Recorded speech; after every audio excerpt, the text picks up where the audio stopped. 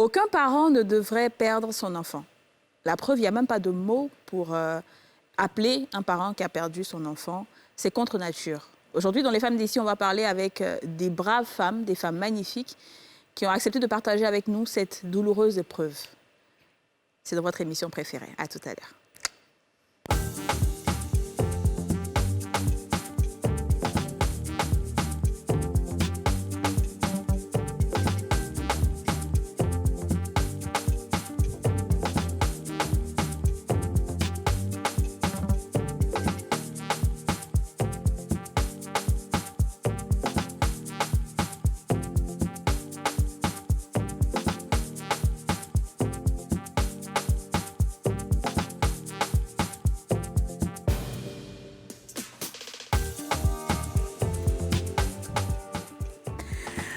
Bonjour à tous, c'est un plaisir de vous retrouver. Il est 13h05, l'heure où le monde s'arrête de tourner pour regarder une seule émission, Les Femmes d'ici, une seule chaîne, la nouvelle chaîne ivoirienne, 4 jeunes femmes, Kadi Touré, Yasmine Reda, Aurélie Eliam et Dija Soro.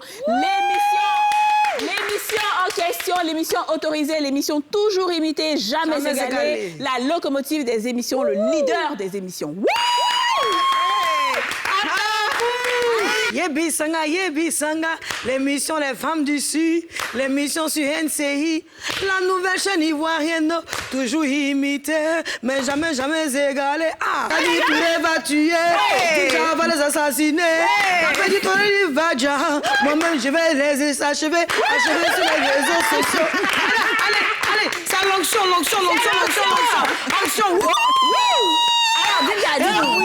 Je dis que si ça chauffe, je te prends. Chaque dimanche, on est dans le mariage. Ça, tu es griotte de ça. Qui te peut? Moi, puis Yasmine, à qui peut être griotte? Non, toi, tu es devant. Non. Et puis Yasmine, quand on fait le travail, parce que Yasmine va danser. Voilà. Non, bébé. Là, c'est moi ici l'argent. Non, on va pas trop. Actuellement, je suis devenue chanteuse de coupé décalé des Yebi Sanga, je m'appelle Yasmine Reda, elle s'appelle Kadi Touré, elle s'appelle Dija La Chance, elle s'appelle Aurélie La Joie. Dès qu'on dit quelque chose, les réseaux sociaux Rien de produit, tu as On va profiter. Yasmine, on sait que tu es inspirée. Tu es inspirée. Quand ça vient, on n'a qu'à faire en même temps. Alors, les filles, on aura un sujet. On a fait exprès de mettre beaucoup de joie au début de cette émission parce que je sens que ça peut être une émission pleine d'émotions. Parce qu'on parle d'un sujet qui est très touchant. Voilà, qui est très touchant et qu'on ne souhaite à personne. On va profiter pour acclamer nos invités qui ont accepté de venir partager avec nous cette expérience-là. Nathalie Abba, elle est animatrice radio et télé. Nathalie, ça va? Ça va bien, merci. Bienvenue chez Les Femmes d'ici. Merci, c'est gentil. Ça va? Tu es contente d'être là?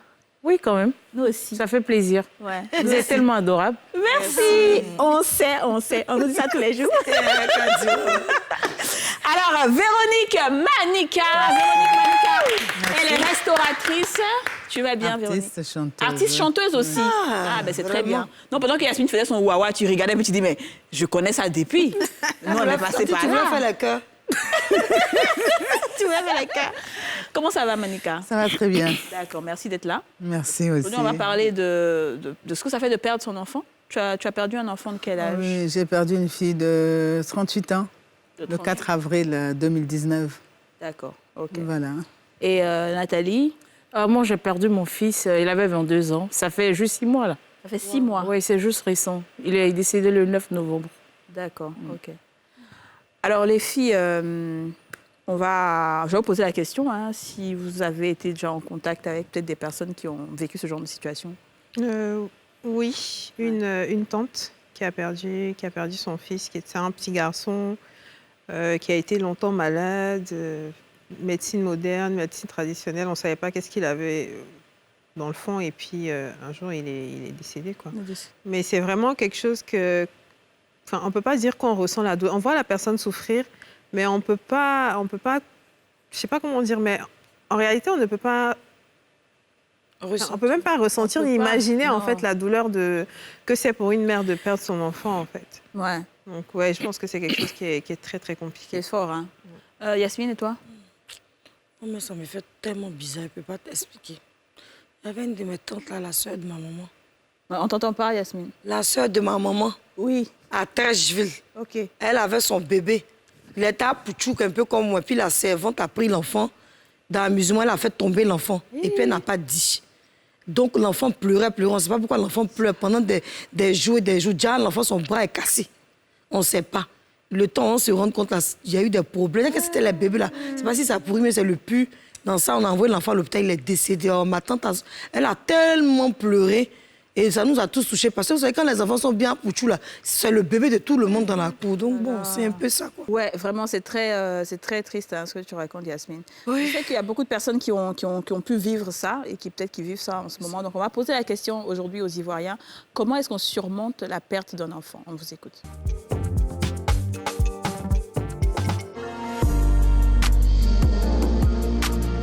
Pour pouvoir se remettre de la perte de son enfant, je pense que la personne doit d'abord s'entourer des enfants. D'accord? Il doit passer beaucoup de temps avec d'autres enfants. Je pense que ça pourra aider vraiment la personne à surmonter la perte de ses enfants. Pour moi, la personne doit mettre dans sa tête que c'est Dieu qui a donné et puis c'est Dieu qui a repris. Donc juste la prière, qu'elle soit réconfortée. C'est Dieu seul qui peut consoler ces mamans-là. Sinon, à part Dieu, personne ne peut les consoler. C'est Dieu seulement qui peut les consoler. Si tu as perdu un enfant, ne te décourage jamais. Ne te laisse pas aller parce que tout ce que Dieu fait est bon. Tout ce que Dieu fait est bon. Vous pouvez encore avoir enfant encore. Donc là, on prie Dieu seulement que l'âme de l'enfant se repose en paix. Pour que vous priez encore Dieu, que Dieu vous remette encore un autre enfant. C'est tout ce que je peux dire. On ne peut pas se séparer parce qu'on a perdu notre enfant. Parce que moi aussi, j'ai perdu mon enfant aussi. On ne peut pas se séparer parce qu'on a perdu notre enfant. On peut prier seulement Dieu pour que Dieu vraiment il nous pardonne pour qu'il puisse encore nous donner un enfant.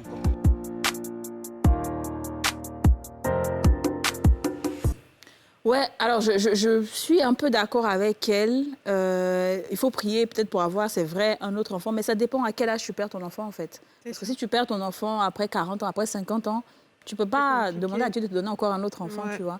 C'est difficile. Mais bon, c'est la vie. Ouais. Et Manika, je vais peut-être commencer par toi. Oui.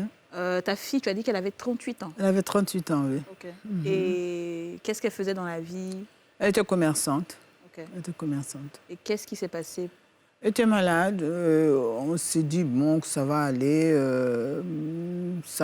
Ça partait, ça venait, un peu de malaise, un peu de mal de tête. C'était la seule fille? Non. Okay. J'ai 7 enfants. Il y a 7 enfants? Voilà. Ah, très bien, d'accord, super, ok. Et il y a maintenant 6 qui sont restés. Ben oui, on souhaite qu'ils restent pendant très longtemps. Voilà, qui resteront très longtemps. D'accord. Elle était la quatrième? La première. Ah là là. C'était l'aînée, elle a laissé 3 enfants. Ok. Une fille de 12 ans, qui maintenant a 12 ans, et puis 2 garçons. Je suppose que vous étiez très proches. C'était ma moitié, c'était ma camarade. Ouais. Elle s'appelait comment? Elle s'appelait Marthe.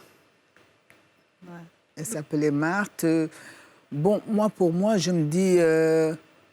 j'entendais un peu par-ci, par-là, l'autre a perdu sa fille, l'autre a perdu son fils, l'autre a perdu son bébé. Mais pour moi, pour tout le monde, c'est-à-dire ça pouvait se passer pour tout le monde, chez tout le monde, mais pas chez moi. Moi, je me disais, bon, de toute façon, moi, mes enfants vont grandir, ils vont tous m'enterrer, voilà. Et voilà que je vais perdre un enfant de cet âge. Moi, je trouve que... Enfin, Dieu a fait fort, hein. Dieu a fait fort, mais bon, on dit que c'est la volonté de Dieu. C'est l'acceptable dans l'inacceptable, je peux dire, parce qu'on est obligé d'accepter. On est obligé d'accepter. C'est ça, c'est-à-dire, comme on dit, c'est ça qui est là. Franchement. Et Marthe, elle est restée malade combien de temps? Ça a été une longue maladie, une courte maladie? Une longue maladie quand même, qu'elle traînait, mais on se disait que ça va aller. Après, finalement, on avait découvert qu'elle avait une méningite et tout. Bon, elle est partie. Mais sinon, c'est pas facile. Est-ce que vous avez peut-être regardé le côté spirituel, s'il n'y avait pas peut-être des attaques? Comme on est en Afrique, c'est vrai qu'on dit on met tout dessus, mais on ne sait jamais. Il y a pas un petit côté quand même, non? Peut-être, mais bon, je me dis que Dieu est Dieu, quoi. Les attaquants, on va les attaquer. Voilà. On va les pampantiser. Ouais. C'est tout. Très bien. Comment tu as mis ton pistolet sur moi? Ah non, pardon, je dirige ça vers là. Tu diriges, c'est ça, très bien. Nathalie Abba, Oui. ton fils, il s'appelait comment? Habib. Habib. C'était un artiste. Ok. Et son nom d'artiste est Bousta Cobra. Ok. Il était dans la Yoro Gang. Il a fait un featuring avec Ariel Chenet. Ok. Voilà. Et tu as combien d'enfants? 2. C'était le premier. Oui, le premier. En fait, je veux dire, sa mort n'est pas naturelle. C'est vrai qu'on dit c'est Dieu qui a donné, c'est Dieu qui a repris, mais je veux dire, la mort de mon fils n'est pas naturelle. Pourquoi? Parce qu'on lui a lancé une crise d'épilepsie, d'accord? Parce qu'on est avec la crise d'épilepsie. Lui n'a jamais eu de crise. Une fois, il est allé prester, il y a 2 ou 3 ans de cela. Et à mon réveil, ses amis me disent « Ah, tiens, maman, il y a vu qu'il a piqué une crise. » Je lui dis « Comment ça? Mon fils, il n'est pas né avec une crise d'épilepsie, il n'est pas né avec l'épilepsie. » Donc, après, c'est passé. Et il m'a dit, à un moment, lui, il était assis là comme ça, pendant qu'il attendait avant de prester. Il a vu quelqu'un, voilà, qui lui a lancé un truc. Bon, moi, j'ai dû balancer, en fait. Attends. Il était assis où? Il était allé prester. Donc, il attendait son tour pour aller prester, pour monter. Donc, pendant qu'il était assis, qu'il attendait, c'était comme dans les films d'Ibo. Il a vu quelqu'un lui lancer le truc sur le visage. Oui, spirituellement. Je ne sais pas comment ça s'est passé, mais bon, voilà. Et en même temps, il est tombé aussitôt. Jésus. Et c'est comme ça que on a dit non, il a commencé à convulser et tout. Et après, on a dit qu'on a pris des œufs pour lui taper là-dessus et tout ça. Et ils sont rentrés. Donc, le matin, à 6 h, je vois ses amis. Il me dit, ah, maman, Habib a une crise d'épilepsie. Je lui dis, comment ça? Moi, mon fils n'a jamais eu d'épilepsie. Alors, donc, et à chaque fois, on a beaucoup tourné quand même. Hein. On est allé voir des hommes de Dieu, on a tourné quand même. Mais est-ce que dans un premier temps, vous avez été à l'hôpital pour avoir un diagnostic clair sur le mal qu'il avait? Oui. Et après, on m'a prescrit des médicaments. Quand il pique, quand il prend les ils vous ont dit que c'était effectivement une épilepsie? Oui, quand il prend les médicaments, en temps normal, quand c'est une maladie normale, quand tu prends les médicaments, tu ne piques plus la crise. Mais quand tu dois piquer la crise, ça se calme. Mais lui, c'est quand il prend les médicaments même qui pique la crise. Wow. Alors donc c'était pas simple en fait, tu vois. Et quand il a un truc à faire, il pique la crise. Mais quand il n'a rien à faire, il ne pique pas de crise. C'est-à-dire quand il doit aller sur scène, quoi. Oui, quand il doit aller sur scène. Mais quand il a un truc, voilà, il y a un spectacle. Tu imagines, en temps normal, quand tu dois piquer la crise, tu ne le sens pas. Mais quand lui veut piquer la crise, il le sent. S'il va prester, par exemple, dans une boîte, il donne son téléphone à un de ses amis, il court, il se met quelque part pour piquer la crise. Wow. Ah oui, mon fils, il a souffert. Hein. Seigneur. Oui. Ça, c'était pendant combien de temps? Si je me rappelle, quand on a fait l'émission sur la crise... L'épilepsie, la dame avait dit que... La dame avait dit effectivement qu'on sentait la crise arriver. Non, mais pour lui, c'était pas ça, en fait. Je veux dire, pour lui, c'était un peu particulier. Mais je veux dire, peut-être que c'est parce que tu es une mère et que tu sens des choses et que tu sens qu'il y a quelque chose qui effectivement. n'était pas forcément normal, c'est ça? Ouais, mais bon, je veux dire, c'est vrai qu'il y a ça, mais au-delà de ça, je veux dire, c'était pas simple. Parce que quand il pique la crise, que je prie, je dis le sang de Jésus, aussitôt la crise s'arrête. Parce que la maman a dit aussi que quand son enfant pique la crise, c'est plutôt la maman qui savait que l'enfant piquait la crise, tu vois, non? Elle essayait de le maintenir pour ne pas qu'il cogne sa tête sur quelque chose. Sinon, les grandes personnes se blessent sans savoir quand ils piquent leur crise. Parce que toi-même, tu sais, là, tu vas te placer dans un coin. Mais la plupart des personnes qu'on a vues, d'autres Ils sont ne le blessées. savent pas. Oui, effectivement. Voilà. Donc, si lui-même, il sait, puis il va se placer pour piquer. Oui, il va peu importe l'endroit où il s'en va. Ça a duré combien de temps, sa maladie? 2 ans. 2 ans. 2 ans. Mais vos rapports étaient comment, toi et... Oui, mon fils, c'était mon ami, c'était mon confident, c'était mon complice, c'était ma moitié, en fait. Ouais. C'était le centre de ma vie, en fait. Parce que c'était un enfant de jeunesse, je l'ai eu très jeune, à 16 ans. Donc, voilà, donc c'est très difficile. C'est très, très difficile. Et vous avez cherché à savoir, peut-être, vous avez su qui lui faisait ça? Ben oui, mais... Dame? Oui, on me l'a dit. Mais vous savez, nous sommes en Afrique. Nous sommes en Afrique et puis je me dis en même temps, je prends ça sur le plan spirituel parce que je me dis, c'était mieux qu'il parte parce qu'il n'avait plus de vie en fait. Il n'avait plus de vie. Comment ça, il n'avait plus de vie? Parce que... il tombait malade tout le temps. Oui, parce qu'à chaque fois, il piquait les crises. Ouais. À chaque fois, il piquait les crises.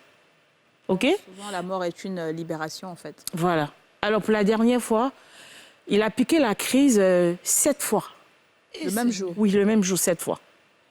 Et c'est comme ça qu'il vient chez moi le samedi matin, me dit « Ah, maman, la crise, ça me fatigue. » on va essayer de faire quelque chose. Je lui dis, oui, on va prier, ça va aller. Et pendant qu'on dormait, le samedi à minuit 6, il a encore piqué la crise. Et je priais, je lui ai dit, le sang de Jésus, ça s'est calmé. Donc, il était très affaibli. Donc, ça fait 8 fois qu'il a piqué la crise. Donc, il était très affaibli. Et on a fait un traitement de palu. Donc, le mardi, je lui dis, bon, il va se lever un peu, on va marcher. Alors, le mardi, j'appelle le médecin, le pharmacien, pour qu'on aille prendre des remontants. Donc, il me dit, à un moment, on va marcher un peu pour aller à la pharmacie. Je lui dis, OK. Donc, j'appelle le pharmacien dit qu'il sera là à 19h30. Donc, je lui dis, on part à 19h30. Donc, pendant que j'échangeais avec son petit frère, il me dit, maman, va prendre les médicaments. Donc, je m'en vais à la pharmacie, je reviens, mon fils est parti. Ah. Mais madame, est-ce que vous avez, et les hommes de Dieu que vous avez rencontrés ou les hommes spirituels n'ont pas vraiment donné de solution à ce problème? Parce que c'est une attaque qu'on peut contrecarrer. Oui, c'était les prières, parce qu'avant même qu'il n'arrive chez moi, il était au couvent, hein, il était dans une cellule de prière. Il a fait peut-être 2 ou 3 semaines. D'accord. Oui, mais malgré ça, il piquait toujours les crises. Donc, voilà. D'accord, on va te laisser souffler un peu. Je sais que Maninka, ça te fait revivre encore. Bien sûr, c'est des choses qu'on ne peut pas oublier, on vit avec. Ouais. Le deuil, la perte d'un enfant, c'est un deuil éternel. Hein. La perte d'un être cher, ton mari, un enfant, une mère, un père, c'est... On vit avec, on vit avec. On est obligé, en fait. On est obligé. Et Marthe, dans ton cas, elle a fait tous les traitements? Ouais, ouais. Et le jour où elle part... Après, elle s'est affaiblie. Ouais. Après, elle s'est affaiblie. Je pourrais dire même qu'elle s'est laissée aller. Oui, elle s'est laissée aller un peu. Voilà, tu sentais qu'elle voulait finalement partir? Voilà, c'est ça. C'est ça, elle s'est laissée aller. Je me rappelle la dernière fois qu'elle avait son téléphone. Au lit, tout d'un coup, le téléphone a dégringolé de sa main. Et j'ai regardé ce geste. Ce geste m'a paru un peu bizarre et très alarmant. Je me suis dit, bon, peut-être qu'elle va reprendre son téléphone, puisqu'elle aimait bien tripoter son téléphone, regarder un peu, fouiller. Mais quand le téléphone est tombé de sa main, c'est resté carrément sur le lit. Elle avait toujours sa bouteille d'eau à côté, elle est restée à la bouteille d'eau, mais le téléphone est resté sur le lit et elle n'a plus touché le téléphone. Vous avez vécu ces derniers instants avec elle? Ah oui, les derniers, on était à l'hôpital ensemble, elle et moi. Ah oui, c'était très douloureux. Et en même temps, je me disais, plus c'était douloureux, mais plus je me disais qu'il y a de l'espoir. Voilà, il y a de l'espoir, puisqu'elle respire encore, donc il y a de l'espoir. Donc je me suis dit, bon, même si on me donnait les ordonnances, aller chercher les médicaments, je revenais à tout moment. Je me disais quand même, c'est-à-dire pour moi, chaque aller-retour de la pharmacie à la salle de l'hôpital, je me disais que ça va aller. Ouais. Donc, chaque fois que je venais, je me disais c'était 1 jour de plus ou bien 1 an de plus pour elle. Mais la dernière fois, quand je suis venue, on m'a donné, et c'est là même où ça n'allait vraiment pas, mais toujours avec de l'espoir, s'il vous plaît. Et j'ai pris les ordonnances, je suis partie. Mais bizarrement, je n'ai pas compris. Les dernières analyses que les gens m'ont demandé à faire, ce n'étaient pas des analyses habituelles. Donc, j'ai tiqué, j'ai dit, mais c'est bizarre, pourquoi on m'envoie très loin en cardiologie, quelque chose comme ça? Oh, on n'avait pas affaire à la cardiologie. Et arrivé vers la cardiologie, j'ai commencé à fondre en larmes.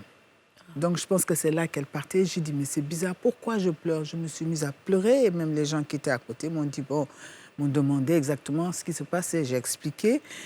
Et finalement, quand je suis revenue, c'est-à-dire, quand je suis revenue, j'ai vu qu'il y avait un vide.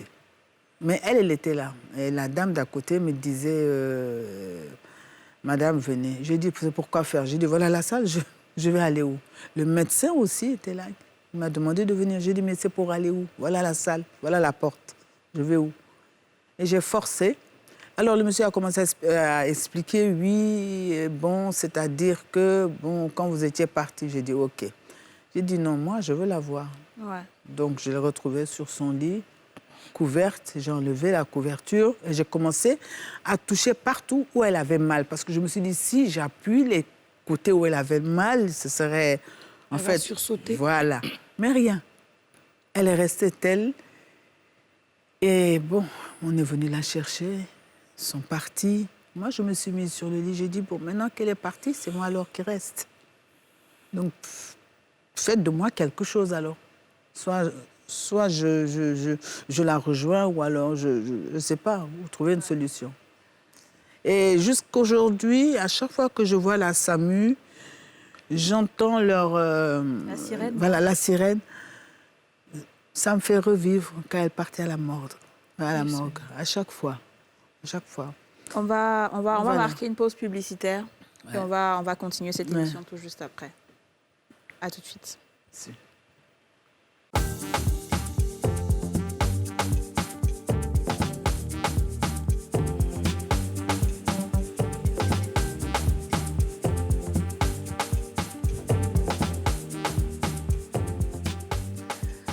Aujourd'hui, Nathalie Abba et Véronique Manica ont osé parler de la perte de leur enfant. On applaudit pour ces femmes.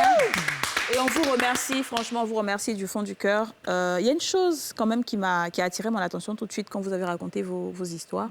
C'est que quand l'enfant partait, vous n'étiez pas là. Et j'ai l'impression que c'est récurrent. Chaque fois que j'entends des décès, on dit que j'étais pas là. C'est-à-dire, j'ai l'impression que la personne ne veut pas partir quand son parent est là. Soit il le sent, ou bien il ne veut pas te faire de la peine et tout. Vous pensez que c'est ça? Ben, moi, je pense que c'est ça, parce que on est changeur, en fait. Et c'est lui qui me mettait la pression, qui me dit, maman, va chercher les médicaments. Ouais. Donc, je m'en vais, je viens, je le laisse à son petit frère, et je vois le petit frère chez la voisine. Je lui dis, mais tu fais quoi là? Et c'est son petit frère qui me dit, il a 7 ans, qui me dit, maman, Habib ne respire plus. Donc, il a pris peur, il est parti chez la voisine. Tu vois?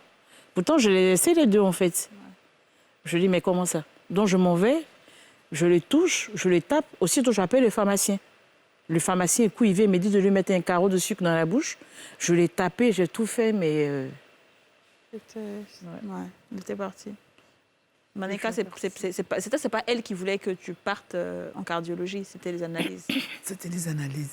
C'était les analyses, mais bon... Les médecins ont fait exprès. Oui, bien sûr, ils savent très bien. C'est comme une dame qui met sa marmite au feu. Elle sait à quel moment il faut mettre telle chose, tel condiment. Et elle sait exactement à quel moment que la nourriture sera prête. Ouais. Donc, ce qui veut dire que ces médecins, que je respecte beaucoup, savent très bien si celui-là ou celle-là va partir d'un moment à l'autre. Ouais. Donc, ils essayent de jouer le jeu pour mettre les parents en confiance. Mais sinon, ils savent. Quelqu'un qui hurle pendant...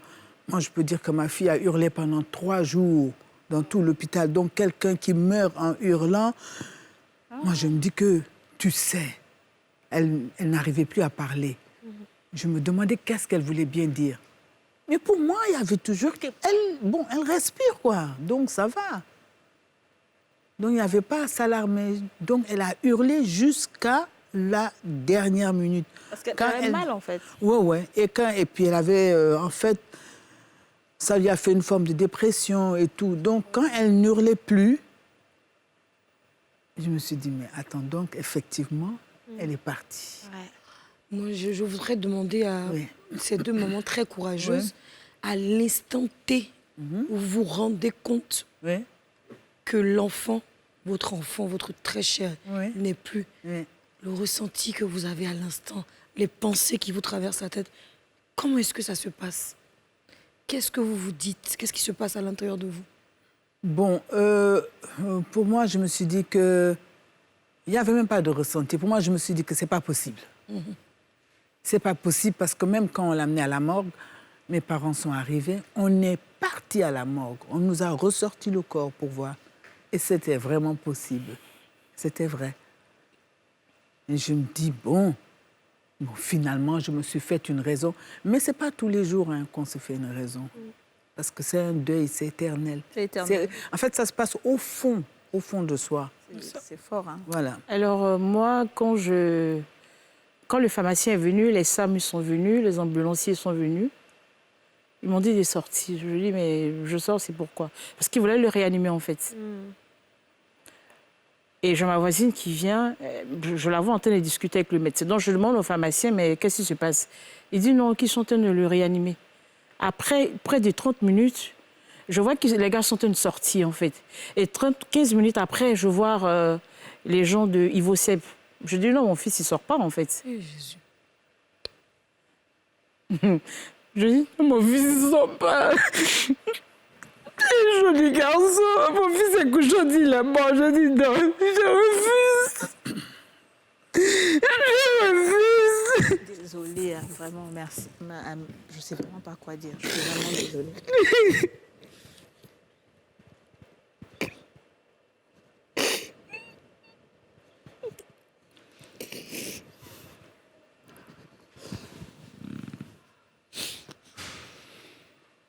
Madame, vous êtes une femme forte.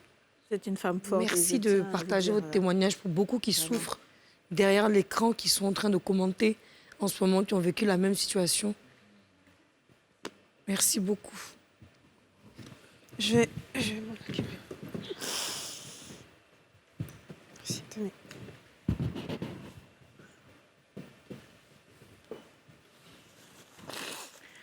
Est-ce que souvent, parce que quand on est très proche d'une personne, Ouais. même quand la personne part, Ouais. on a l'impression qu'on voit la personne souvent. La personne vient souvent en rêve, C'est et pour nous rassurer que la personne Effectivement. va bien et tout. Est-ce que Effectivement. c'était votre cas, Evelyne? C'est vrai, c'est vrai, c'est vrai. Moi, la première, je peux dire la première expérience, une fois j'ai cherché une aiguille pour mettre, puisque m'a laissé les 3 enfants, donc il faut bien s'en occuper. Alors, le petit, l'aîné, Daddy, est venu me demander, Mémé, je voudrais une aiguille pour coudre le bouton que j'ai perdu, ma chemise. J'ai dit, bon, écoute, donne-moi ça et puis va chercher l'aiguille. Il n'arrivait pas à trouver l'aiguille. J'ai dit, bon, écoute, va voir la dame d'à côté, tu me prends là-bas une aiguille, lui te vends une aiguille. Il est revenu, il m'a dit, bon, c'est le soir, on ne vend pas les aiguilles. J'ai dit, c'est vrai, parce que même au Sénégal, je sais qu'on ne vend pas tout ça le soir. Alors, j'ai dit, bon, écoute, hein, on va voir comment on va faire. On s'est arrangé autrement. Et le lendemain matin, le petit se réveille, il m'apporte une aiguille scintillante, étincelante. Mamie, regarde ce que j'ai trouvé là où je dormais. Je lui dis, ah, ça c'est ta maman qui a mis ça. Hein? On a commencé à rire. Bon, oui. Vous pensez vraiment que c'était sa maman qui avait... Oui, parce que moi, je n'ai pas d'aiguille. Comment je vais aller mettre une aiguille là où l'enfant dort? C'est vrai, c'est ça. Non, mais franchement. Ouais. Et puis, il y a eu d'autres cas. Il y a eu beaucoup de cas. Là, par exemple, il y a une dame qui m'a dit la dernière fois, c'était son amie aussi, Justine, elle me disait qu'une fois, il est parti pour prendre un véhicule. Elle quittait je ne sais d'où, mais qu'elle n'a pas voulu rentrer parce qu'elle a vu ma fille dedans. Et elle a commencé à crier. C'est elle, c'est elle, c'est elle. J'ai commencé à rire. J'ai dit, oui, effectivement, de toute façon, on dit que, comme dit le poème, les morts ne sont pas morts. Non, c'est vrai que j'ai eu ce type d'expérience. Des fois, quand je passe même pour son fils, puisqu'on est dans le même quartier, et son fils, c'était mon fils, c'était mon ami, on a même eu à faire un featuring. Bon, c'est dommage que ce n'est pas sorti encore. Donc, c'est-à-dire quand je passe devant le maquis, je vois des jeunes. Mais lui, il est particulier, ce jeune que je vois. Et il a la même carrure. En tout cas, il ressemble au fils de la dame. Mais quand je m'approche pour bien voir, il change. Waouh. Ouais.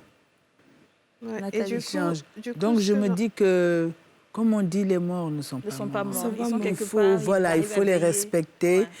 Et puis, quand tu te dis que les morts ne sont pas morts, qu'ils sont à côté, qu'ils sont dans la pièce d'à côté, c'est rassurant. c'est rassurant. Et puis, en plus, il y a une idée que je me fais. Je me dis que quand on voyage, on peut mourir.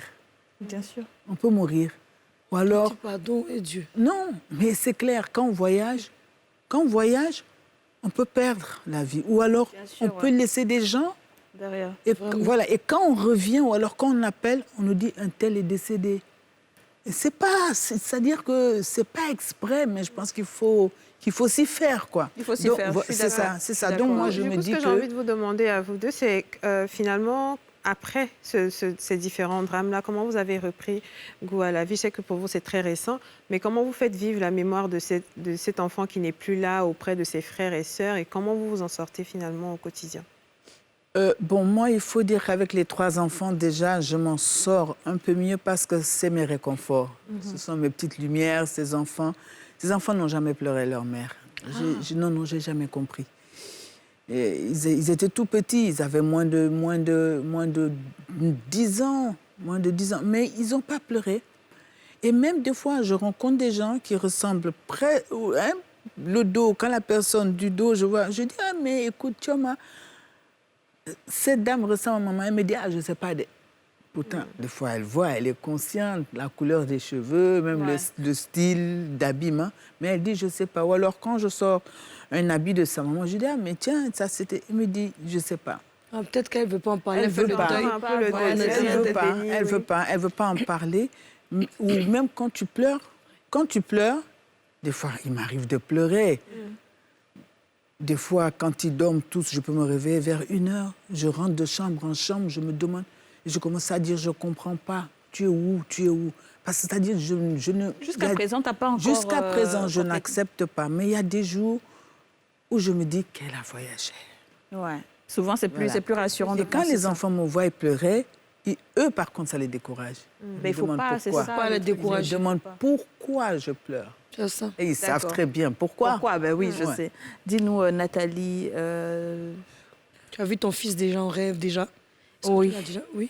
Ouais, le lendemain de son enterrement, je l'ai vu en rêve. Il était tout content, tout heureux. Il disait à ses amis, ah voilà maman, je t'aime. Et mais c'est plutôt son parfum que je sens très souvent dans la maison. Je sens sa présence par son parfum. Parce que moi, je lui parle en fait. Moi, je lui dis que ces personnes qui t'ont ôté la vie, c'est vrai que c'est Dieu qui juge, mais je veux dire, il faut que justice soit faite en fait. Ouais. Ce serait trop facile en fait. C'est vrai, les gens vont dire c'est Dieu qui a donné, c'est Dieu qui a repris. Mais je veux dire que c'est vrai que c'est Dieu qui a permis, mais je lui dis tous les jours dans mes prières, franchement, qu'il me donne la force, parce que c'est pas évident. Et vivre sans mon fils, je refuse jusqu'aujourd'hui en fait. C'est difficile. Là, je n'ai pas encore repris le boulot parce que c'est difficile pour moi. Ouais. C'est très, très difficile.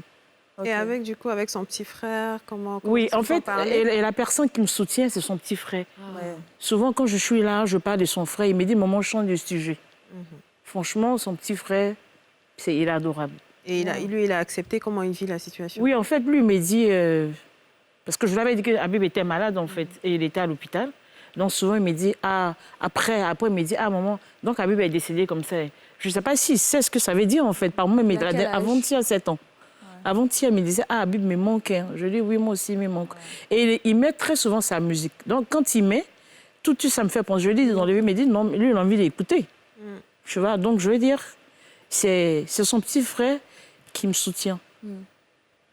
Mais j'ai vu un documentaire où les enfants, en fait, certains acceptent la mort et d'autres, sur place, ils ne disent rien. Et plus tard, quand ils sont mariés, mais des années plus tard, un jour, ils se mettent à pleurer. Ouais. Et maintenant, ils se remémorent du fait que leurs parents soient partis ou la personne très proche. Mais dans les cas de décès, ce n'est pas sur place que beaucoup réagissent. Beaucoup font du déni, hein. Ce n'est pas facile d'accepter tout. Et vous l'avez vu en rêve, il vous a dit, maman, je suis très content. Oui, donc, ça devait vous rassurer. Oui, c'est vrai que ça m'a rassurée, mais en fait, quand on allait l'enterrer, moi, je ne suis pas partie. Oui. Je n'ai pas été. Je suis partie le 18 mars, là, le jour de la date de son anniversaire. C'est là que je suis allée au cimetière, puis j'ai vu son... C'est comme c'était un fardeau, en fait. Donc, je dis au cimetière, on a encore ouvert. La tombe, moi, je veux voir, en fait. Donc, mes amis m'ont dit, non, Nathalie, c'est pas possible. Vraiment. C'est pas possible. Est-ce que vous vous êtes faites hein, toutes les deux accompagnées par des spécialistes, des psychologues, pour vous aider à tenir le coup? Moi, j'avoue que c'est la prière. C'est la prière. Et puis, je me suis vraiment remise à fond dans la prière. Parce que c'est parce que j'avais rétrogradé. Parce que si j'étais vraiment à fond, peut-être que ça n'allait pas arriver. Donc, je me suis vraiment mise dans la prière et puis mes amis et tout qui me soutiennent. C'est la prière. C'est la prière. Et Manika? Moi, je dirais aussi c'est la prière, c'est Dieu. Dieu avant tout, quoi. Dieu avant tout, Dieu après tout. Bon, après, il y a l'entourage. Ouais, il y a l'entourage et puis il y a nos petits boulots, hein, ce qu'on fait, donc ça nous occupe l'esprit. Finalement, on est obligé d'élaguer, d'oublier un peu. Voilà. Est-ce qu'après ça, vous avez eu des soutiens de la part de vos familles, tous les deux, ou des amis qui ont été présents dans vos vies pour vraiment vous réconforter de cette douleur? Ou bien on vous a lâché?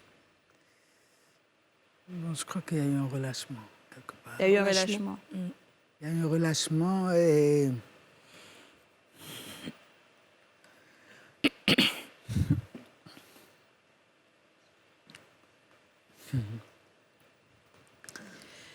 Ça va être une émission compliquée. Ouais. Et vous? Moi, j'ai été abandonnée par tout le monde. Waouh. Et les seules personnes qui m'ont soutenue, ce sont mes amis. D'accord. Et qui continuent. Quand vous dites tout le monde, la famille proche? Ben oui, ouais, la famille très proche. Pourquoi? Ben je sais pas. Je sais pas. Vous aviez de bons rapports avec eux avant? Ben oui, on n'a jamais eu de problème. Oui, on pourra avoir un mouchoir. J'ai jamais eu de problème. On peut avoir un Kleenex pour la dame, s'il vous plaît. Donc, Mais aujourd'hui, quand ils vous voient forte, ils n'ont pas ils sont gênés peut-être? c'est maintenant, ils sont en train de... Parce que ça fait 6 mois maintenant. C'est récemment, ils sont entrés en contact avec moi. Mais est-ce que c'est pas parce que les gens souvent ne savent pas quoi dire, ils savent pas comment soutenir en réalité? Non, je veux dire, je n'ai pas perdu mon mari. Hein. Ouais. J'ai perdu mon enfant. Parce qu'un mari, ça se remplace, une épouse, ça se remplace. Mais il y a des personnes sur Terre qui sont irremplaçables. C'est mon enfant, en fait. Et puis, je veux dire, tout le monde savait combien de fois j'étais complice avec mon fils. Même ses amis, plus personne. Waouh. Oui, je n'ai vu personne, je dis bien personne. Waouh. Mais du coup, moi, j'ai envie de demander à Monique, vous avez dit que vous avez 7 enfants. Ouais. Donc, vous en avez encore 6. Ouais. Comment est-ce qu'eux, ils ont vécu le décès de leur grande sœur? Et puis, comment vous essayez de vous soutenir mutuellement aussi? Parce que ce sont des enfants qui ont toujours besoin de leur maman. Effectivement. Les enfants, les 3? Non, vos enfants. Oui, mes propres enfants. Eh bien, on se soutient, hein, on se soutient moralement, on se soutient sur tous les plans. Hein, on se soutient, merci beaucoup. On se soutient sur tous les plans. On est ensemble, quoi, comme on le dit. Ouais. Voilà. De par leurs conseils, ça me remonte le moral. On fait beaucoup de choses ensemble. Mais comment ils ont vécu la perte de leur aîné? Ils n'ont pas cru d'abord. Ouais. Ils n'ont pas cru. Il y a d'autres qui sont au Congo-Brazzaville, ils ont fait aussi leur veillée là-bas. Il y a mes parents qui sont au Sénégal aussi, qui ont fait leur veillée là-bas. Donc, ils n'ont pas cru. Ils n'ont pas cru. Et il y a des jours où je parle même de leur grande sœur, ils ne veulent rien entendre de tout ça. Ils me disent, maman, il faut laisser ça, il faut laisser. Bon, on est obligé de laisser. Comme ça, superficiellement. Mais sinon, à l'intérieur, on ne laisse pas. Mais est-ce que le fait de ne pas être présent géographiquement, là où il y a eu le décès, ne rend pas l'acceptation plus difficile? Ah, mais bien sûr. Ouais. Et d'ailleurs, elles étaient venues. Après l'enterrement. Elles sont venues rester 1 an avec moi. Voilà, elles sont revenues du Congo-Brazzaville pour rester 1 an avec moi, puis elles sont reparties. Est-ce qu'il y avait une chanson que tu chantais pour ta fille, une comptine?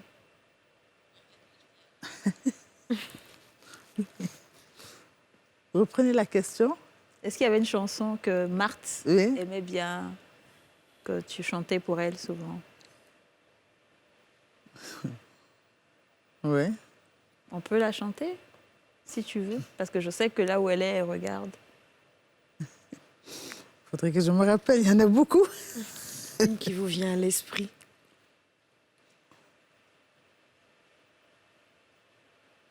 Que ce soit en français, en lingala ou en wolof, allez-y. Bon, peut-être que je vais chanter juste pour elle, mais sinon, je ne me rappelle pas trop. Mwana nangaye nakotika yote. Mwana nangaye nakotika yote. Oyayoy sama doom kukunet yow mi maa ngi lay xalaat. En plus, vous avez une très belle voix. Du coup, ça m'emmène à me demander, parfois on a l'impression qu'on passe à côté de quelque chose avec les enfants, qu'ils ont très vite grandi, qu'on n'a pas passé beaucoup de temps avec eux. Est-ce que la perte d'un enfant fait qu'on apprécie différemment la présence des autres? Est-ce que vous faites plus de choses avec vos enfants, vous passez plus de temps avec eux? Est-ce que ça a changé quelque chose dans vos rapports? Surtout avec les petits-enfants. Ouais. Parce que les petits-enfants, les 2 garçons et la fille, ils étaient toujours avec leur maman, dans leur maison. Mais ce n'est qu'en 2018 qu'on a commencé vraiment à se frotter, et même habiter avec moi. Et finalement, je me suis retrouvée mère, au lieu de se retrouver grand-mère. Ça rajeunit un peu, non? Ouais. Et Nathalie, c'est pareil, tu passes beaucoup plus de temps avec le dernier maintenant? Oui, avant, parce que son frère, lui, il était grand, donc il n'avait pas mon temps. Non, le petit, je veux dire, avec le décès de son frère, ça nous a plus rapprochés, en fait. Ouais. Et il y a la chanson, comme Cathy disait, de ton fils, Oui, comme on il va était la faire. artiste. Oui. Après, on va marquer une pause publicitaire d'abord et on va continuer l'émission. À tout de suite.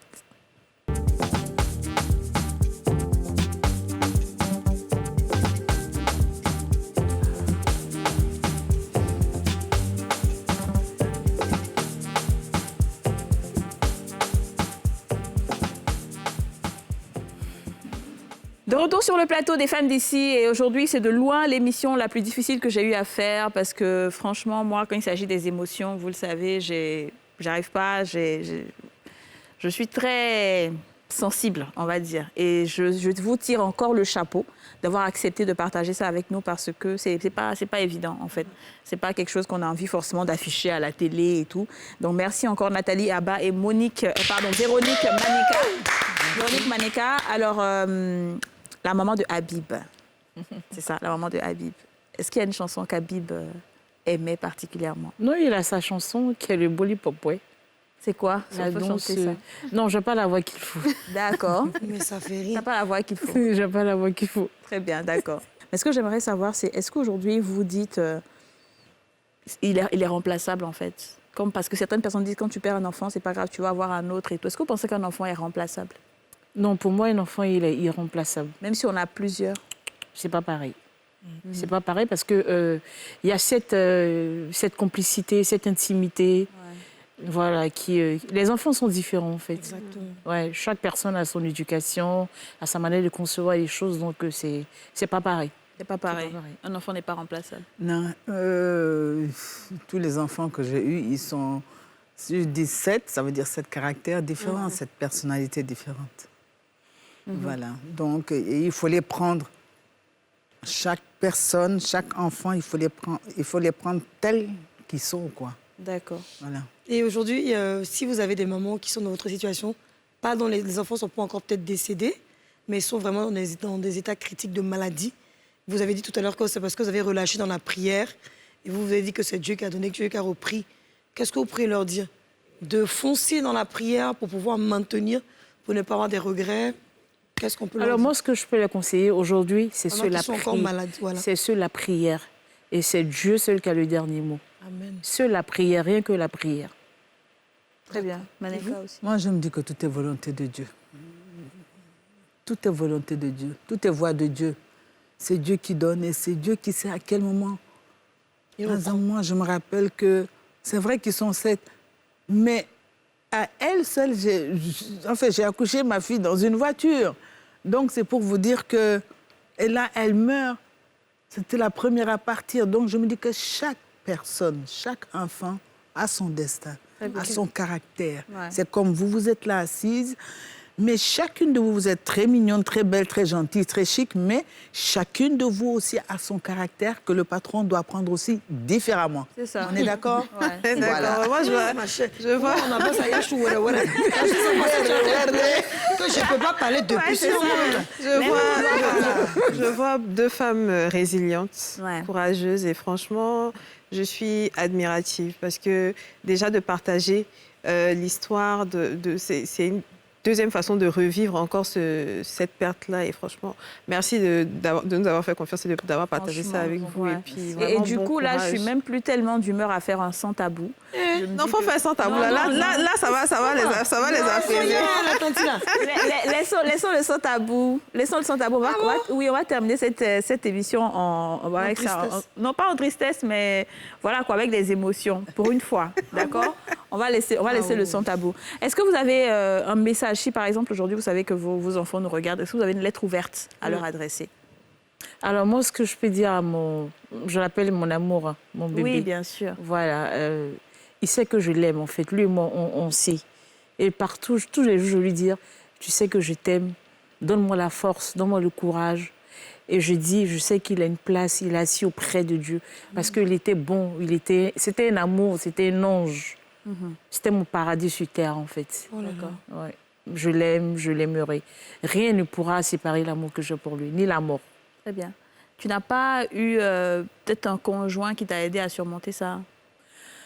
En fait, je venais de me séparer de la personne. C'est vrai que tout le monde est venu, mais je veux dire, tu sais, à un moment, je me dis rien ne compte. Je ne sais pas si je me fais comprendre, en fait. Ça. Rien ne compte, un mari, rien ne compte, en fait. Wow. Rien ne compte. Et le père, quand même, de l'enfant aussi, Oui, il le ressent père. la même chose. Oui, forcément. Le père, il était là, il était présent, mais bon, je veux dire, vous savez, chaque personne a sa manière de gérer sa douleur. Ouais. Quelqu'un avec qui tu étais très complice, tu étais très ami, et le père, c'est pas la même chose. C'est pas la même chose. Voilà, donc... Je comprends. Manéka, ta lettre ouverte à Marthe. La lettre ouverte à Marthe, c'est pour lui dire qu'on se retrouvera un jour. Ouais. Amen. On se retrouvera beaucoup plus tard. Je demande juste que Dieu me donne le temps de m'occuper de ces 3 enfants avec beaucoup d'amour et de patience parce qu'ils grandissent. C'est pas facile, c'est plus le même caractère que quand la maman était là. Ils étaient bébés, mais là, ils grandissent. Ils commencent à avoir les yeux clairs. Donc, il faut taper un peu fort et qu'elle me donne vraiment le courage, la volonté d'éduquer ses enfants. Et puis, de quoi aussi leur donner surtout, de quoi vivre. C'est ça. C'est important. Mais justement, j'allais dire, il n'y a pas un conjoint, il n'y a pas quelqu'un... Non. Et le père des enfants? Le père des enfants est là. Il vient voir les enfants quand même. Mais bon, voilà quoi. Ouais. En fait, c'est ça qui me dépasse tout le temps, les mamans. Ils vont à l'école, il faut les nourrir tous les jours. C'est une entreprise, hein. Il faut avoir un bon patron. Ouais, en tout cas, c'est une entreprise, il faut avoir un bon patron. Ouais. La question que je voulais poser, mais c'est déjà trop tard. Moi, ça me hante. C'est-à-dire, la première nuit, ça devait être tellement difficile. Moi, j'aurais eu peur de fermer les yeux. Mais moi, je suis peureuse de peur de voir peut-être la personne. Ou bien, comment? Je me pose beaucoup de questions. Vous savez, on ne dit rien comme ça. Mais des fois, quand on est seul avec nous-mêmes, là, on se pose des questions. Et si c'est maintenant mauvais? Comment les gens vont prendre? Et si telle personne s'en va? Est-ce que je pourrais supporter? On a tous ces petits moments où on se pose des questions. Donc, on se pose la question de savoir la première nuit. Souvent, quand tu attends que telle personne a perdu son enfant ou son mari, tu dis, mais comment la personne dort? Est-ce que la personne peut dormir à l'instant T? Qu'est-ce que la personne ressent? C'est fort. La nuit, ça fait peur. Je peux te dire que tu dors. Ah bon? Tu dors, mais ton corps en a besoin. Donc, même si tu vas cogiter, tu vas réfléchir à un moment, l'épuisement va arriver, puis tu vas t'endormir. Sauf quand tu dors, c'est un peu ton moment de répit. Parce que quand tu te réveilles, tu es de nouveau face à la réalité avec laquelle tu dois. Mais moi, je vous comprends très bien et je prie pour que vraiment aucune mère n'ait à enterrer son enfant parce que c'est une douleur qui est inexplicable. Moi, la semaine passée, j'ai perdu ma cousine qui s'appelle Amis Sidibé Dosso et ma tante Kadi Koulibaly. C'est-à-dire que tu vois la douleur qu'une maman peut ressentir, malgré qu'elle était grande, hein, elle avait, je pense, plus de 35 ans. Mais c'est pas toujours pas un enfant explicable, pour ses parents. Voilà, tu restes toujours un enfant en fait pour tes parents. Donc je prie pour qu'aucune mère et que Dieu protège. On reste toujours dans la prière et tout. Tu as dit que Marthe était commerçante, c'est ça? Qu'est-ce qu'elle vendait? Les chaussures, des fringues. D'accord. Voilà. Et les autres frères et sœurs? Les autres travaillent. Il y a un qui est là, pâtissier, et puis il y a d'autres qui sont à Brazzaville qui travaillent là-bas. D'accord. Voilà. Très bien. Habib, lui, les chants, lui, c'était un artiste chanteur. Ouais, il était bon. Hein. Vous l'avez toujours accompagné dans son rêve? Non, au début, c'était difficile parce que, attends, j'ai mis des millions dans l'école. Il me dit, maman, je veux chanter. Je lui dis, mais non, tu arrêtes. Donc, maman qui est dans le showbiz, après, ça se détend, en fait. Donc, un matin, elle me dit, non, maman, arrête de gaspiller ton argent en terminale. Et chaque fois, on m'appelait, en fait, me dire, ton fils, en fait, il est distrait. Quand il est dans la classe, il chante. Donc, voilà. Donc, c'est comme ça que je l'ai accompagné chez Arafat Père à son âme. C'est là-bas qu'il a fait sortir son premier single avec Ariel Cheney. Mais vous ne regrettez pas d'avoir accepté qu'il chante, puisque c'est à cause de la jalousie de la scène que peut sûrement... Oui, en fait, c'est ce que je voulais éviter, en fait. Ok. C'est ce que je voulais éviter parce que je dis le milieu, je sais comment c'est, je sais ce que c'est. C'est ça. Mais il ne voulait pas, en fait. Il voulait pas. C'était sa destinée, c'est ce Oui, qu'il c'était voilà. sa destinée. Parce ouais. qu'aujourd'hui, il fallait que son petit frère écoute des morceaux de temps en temps de lui. Oui, effectivement. Voilà, il fallait ça. Ouais. Alors, les femmes, merci beaucoup. Nous sommes à la fin de l'émission. Franchement, je ne vous dirai jamais assez combien est-ce que nous sommes reconnaissantes. Et vous êtes courageuses. Vous êtes très courageuses. Que Dieu vous fortifie encore, les filles. Est-ce que vous avez des mots de fin? Si vous connaissez personnellement quelqu'un qui a perdu son enfant et que vous voulez lui dire courage et tout, Dija. Là, comme ça, non. non, Ok. mais en tout cas, courage à toutes les femmes qui traversent cette Voilà. période-là. Et puis aux autres, c'est d'être bienveillant, de ne pas dire à une femme qui est en deuil, c'est bon, tu vas en avoir d'autres, parce que la perte d'un enfant, on peut pas faire de comparatif. Exactement. Et c'est pas parce on peut avoir d'autres enfants qu'on doit en perdre. Donc c'est vraiment d'entourer ces femmes-là de bienveillance. Très bien. Nathalie, ton mot. Alors, ce que je peux dire, comme DJ a dit, les enfants ne sont pas pareils, d'accord? Et je dis à tous ces moments, ces femmes qui ont perdu leur... D'après les gens, c'est une malédiction qu'une mère enterre son enfant. C'est ce que les gens disent. Mais bon, je me dis, tout ce que je vais faire est bon. On en être courageuse, on en être forte, parce que c'est pas chose aisée, c'est pas évident. Ouais. Et vraiment que Dieu les soutienne et Dieu les fortifie. Amen. Manika? Moi, je voudrais aussi souhaiter vraiment un bon courage à toutes ces femmes qui ont perdu leur enfant et de savoir qu'il n'y a que la prière. Et puis, on serait conforté avec la famille, avec l'entourage. C'est-à-dire que finalement, il n'y a que nous qui sommes restés et c'est nous qui devons nous serrer les coudes pour pouvoir aller de l'avant. Sinon, un enfant, on l'a perdu. Ouais. On l'a perdu. On l'a perdu. C'est une expérience. Voilà. Merci beaucoup, Yasmine. Alors, je voudrais dire à toutes celles qui ont perdu des enfants, sachez que la solution, c'est Dieu. Et avec Dieu, tout est possible. Aujourd'hui, vous avez mal au cœur, vous vous sentez seul, vous vous dites, mais pourquoi c'est à moi que c'est arrivé? Dieu m'a abandonné, Dieu aurait pu m'épargner. Non, il ne faut pas rejeter la faute comme ça. Bien au contraire, c'est le moment de vous rapprocher de Dieu afin de pouvoir récupérer ses grâces et empêcher l'ennemi de frapper une fois de plus chez vous. Ça ne va pas empêcher la mort, la prière, mais au moins ça peut vous garantir le royaume des cieux. Voilà. Alors donc voilà, toutes celles qui ont perdu leurs enfants, les femmes d'ici, on vous souhaite courage, on vous souhaite bon courage. Entre autres, maman Tina Glamour qui a perdu son enfant, maître Kadi Koulibaly, vraiment toutes ces femmes-là qu'on ne pourra pas citer, que Dieu vous fortifie et restez toujours en prière, demeurons en prière. Souvent, comme on le dit, la mort est une libération. Ces personnes de l'autre côté là sont à l'aise, elles sont bien plus à l'aise même qu'elles ne l'étaient si elles étaient ici. Donc souvent, c'est ce qu'on se dit pour se rassurer. On se dit que voilà, la personne vit bien. On se retrouve demain pour un nouveau numéro des femmes d'ici. Et demain, ne vous inquiétez pas, on ne sera pas calme. Il n'y a pas à pleurer demain. Au revoir.